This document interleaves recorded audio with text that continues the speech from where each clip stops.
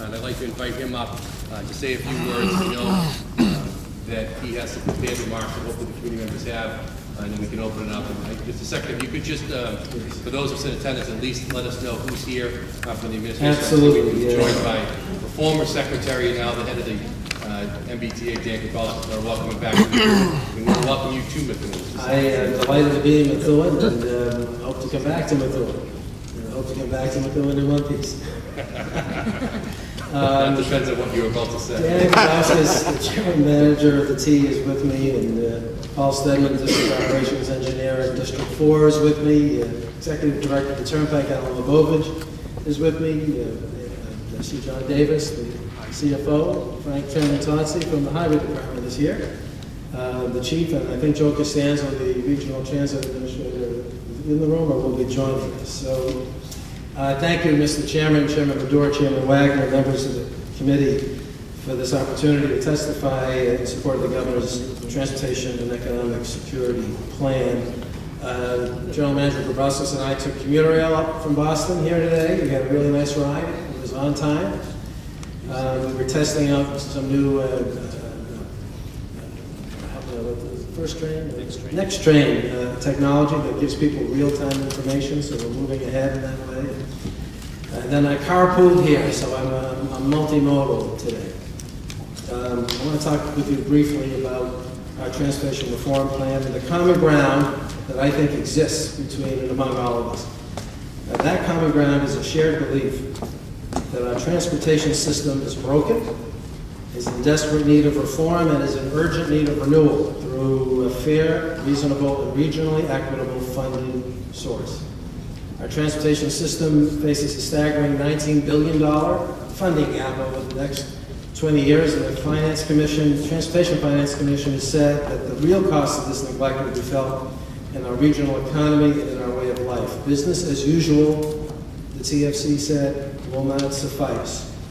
The solution to this transportation funding crisis can and must fix our crumbling roads and bridges, but it should also help create new jobs and support economic development in local communities.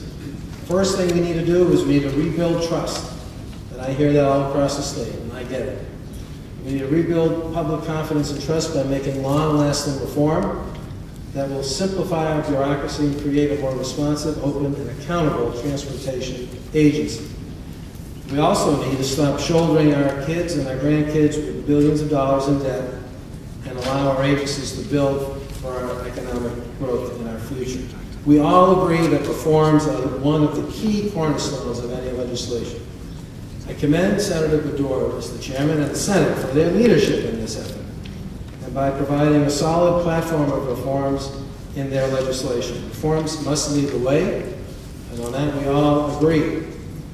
At Governor Patrick's direction, we have begun to implement significant reforms that will save taxpayers money. I know you know that, but let me just quickly say, we took on, and I know again, Senator Bedore's leadership and Chairman Wagner, we took on the difficult issue of flaggers at construction sites and joined 49 other states in using civilian flaggers on highway projects. And we've identified in this highway 60% of our spring projects on which flaggers will be used. So this will be the first construction season where we're able to really kick in this program and show some real savings.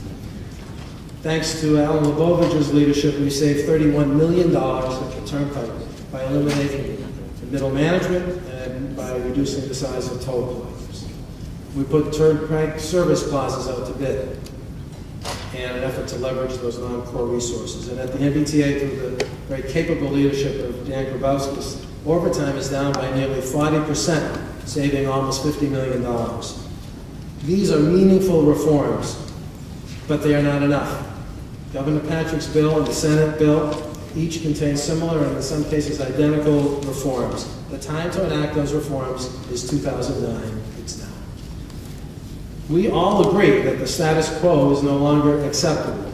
With specific respect to the governor's bill, we have proposed wide-ranging and long-lasting reforms that include busting up the Boston bureaucracies and creating a unified transportation agency that's more responsive to residents. We eliminate the special pension and health care deals at the MBTA. We abolished the Turnpike Authority, and we We merge it with the highway department, downsizing by 300 jobs. We create an office of performance management that ensures transparency and accountability. And we create an office of private project ombudsman to streamline project development and ensure regional equity. These reforms must be enacted, and soon. But I also agree with Senator Bedore, who recently posted on the Blue Mass Group blog, that we cannot reform, restructure, or tax our way out of this problem. You didn't think you did that, did you? You said we can't reform, restructure, or tax our way out of this problem. And indeed, you're right, the problem is large and it's complex. And that's why in our bill, we also have reform with revenue. One of the biggest reforms that are proposed in the governor's bill is to put an end to the practice of paying for mass highway employees through the capital budget. As the chart to my left indicates, in fiscal year 09, 81% of full-time employees at Mass Highway were paid for with bonded funds, 81%. By directing 2 cents of the gas tax that we propose to end this costly practice, we can stop paying for today's engineers with tomorrow's dollars, and we can free up, this is the critical part, $52 million for road and bridge projects across the state.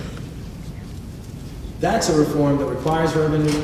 That's a reform that I think is worth doing and that will create good-paying jobs. Finally, the governor's bill offers an unprecedented commitment to regional equity. For a state transportation bill.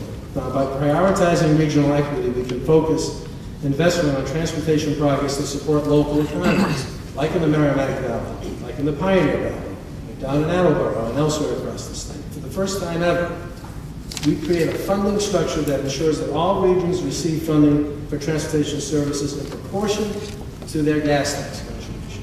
So, under our legislation, making regional equity a top priority, we ensure that when we invest in the state road and bridge project, that a minimum of 75% of the gas tax that you pay in your area by highway district gets returned to your area. That's historic, and we can do that together this year.